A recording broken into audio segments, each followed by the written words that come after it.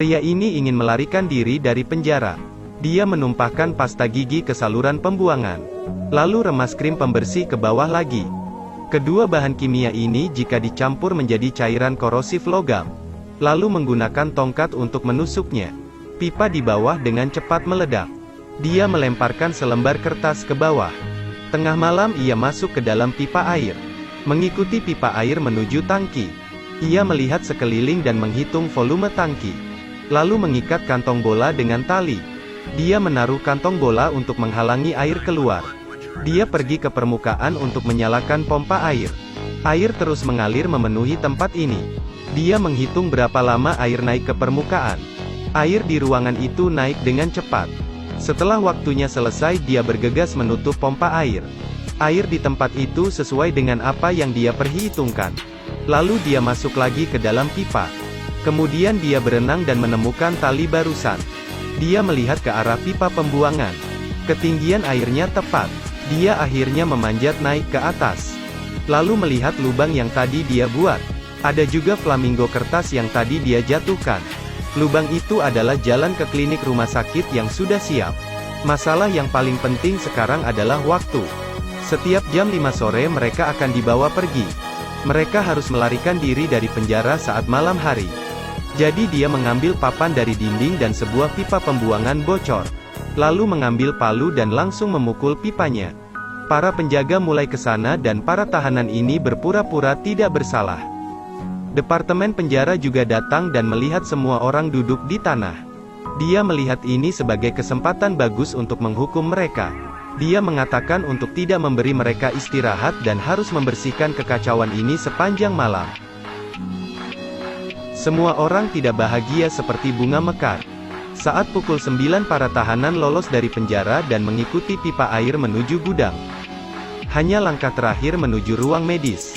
Tetapi masalah serius sebenarnya baru terjadi. Petugas kebersihan tidak sengaja menemukan pipa air rumah sakit rusak. Dia akhirnya membetulkannya dan menutup jalan untuk melarikan diri. Dia akhirnya memutuskan untuk memakai cara lain. Gadis ini sedang mengecat punggung kecoa. Dia ingin menggunakan kecoa ini untuk merampok bank. Kemudian dikemas secara individu setiap warna. Setiap botol memiliki warna yang berbeda. Kota ini menjadi tuan rumah balapan secara teratur. Uang tunai digunakan dengan baik. Setelah mengumpulkan uang tunai, mereka memasukkan uang tunai ke dalam tabung. Lalu langsung menyetorkannya ke bank. Orang ini ingin membobol bank. Dia sudah seminggu menggali memakai ekskavator. Akhirnya dia menggali sampai ke transporter uang. Di sana terlalu banyak pipa jadi dia tidak tahu mana yang mengarah langsung ke brankas. Dia menggunakan alat untuk memotong pipa. Lalu mengeluarkan beberapa toples kecoa berwarna. Kemudian menuangkan kecoa yang berbeda warna ke setiap pipa yang berbeda. Bankir bernama Mai ini memesan semangkuk kue besar. Dia memanggil rekan kerjanya masuk ke ruang istirahat dan memakan kue ulang tahun. Saat sedang memakan kue dia mendengar kabar bahwa mobilnya ditabrak. Mai dengan penjaga keamanan keluar untuk memeriksa. Sebenarnya pria ini yang menabrak mobilnya. Mai kembali ke bank untuk menyelesaikan pekerjaan. Pintu ditutup secara otomatis dan ada setengah roda kart di sana. Saat pergi bekerja pada hari berikutnya, ada banyak kecoa merah muda di kue. Mai takut dan segera memanggil petugas kebersihan untuk menanganinya. Petugas kebersihan ini sebenarnya adalah rekan dari para pembobol bank. Dia melihat kecoa dan memanggil rekannya untuk melaporkan. Setelah merujuk pada catatan pipa sebelumnya, ia mengidentifikasi saluran yang mengarah ke bank. Rencananya untuk merampok bank akan dilaksanakan pada hari perlombaan. Karena hari itu banyak orang, maka perputaran uang akan menjadi besar. Dia meledakkan sistem wifi terdekat. Akibatnya para pembeli tidak bisa menggunakan kartu mereka karena tidak ada internet. Pelanggan hanya dapat melakukan pembayaran tunai.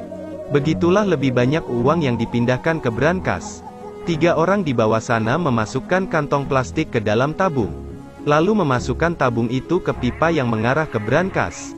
Ledakan itu membuka pintu pipa. Mereka menggunakan penyedot debu untuk menyedot uang di dalamnya. Uang terus mengalir. Uang di gudang juga ikut tersedot. Karyawan di toko mendeteksi pipa konveyor asap. Lalu menelepon dan melaporkan pada polisi. 2 petugas polisi datang untuk menyelidiki. Rekannya dengan cepat memasukkan uang ke dalam kantong sampah, lalu berpura-pura menjadi petugas kebersihan. Mereka membawa semua plastik sampah berisi uang ini keluar. Tepat pada waktunya mereka bertemu dengan dua polisi itu. Tetapi para polisi ini tidak curiga sama sekali. Mereka berpikir orang ini hanya petugas kebersihan biasa. Akhirnya kedua polisi itu membiarkan mereka pergi. Di sisi lain temannya yang lain sedang memperbaiki pipa yang rusak, lalu menghapus sidik jarinya. Uang di dalam brankas akhirnya dicuri oleh mereka dan setiap orang dibagi menjadi 6 juta dolar. Cerita pun berakhir. Terus ikuti Edelweiss Review untuk mendapatkan update cuplikan film terbaru.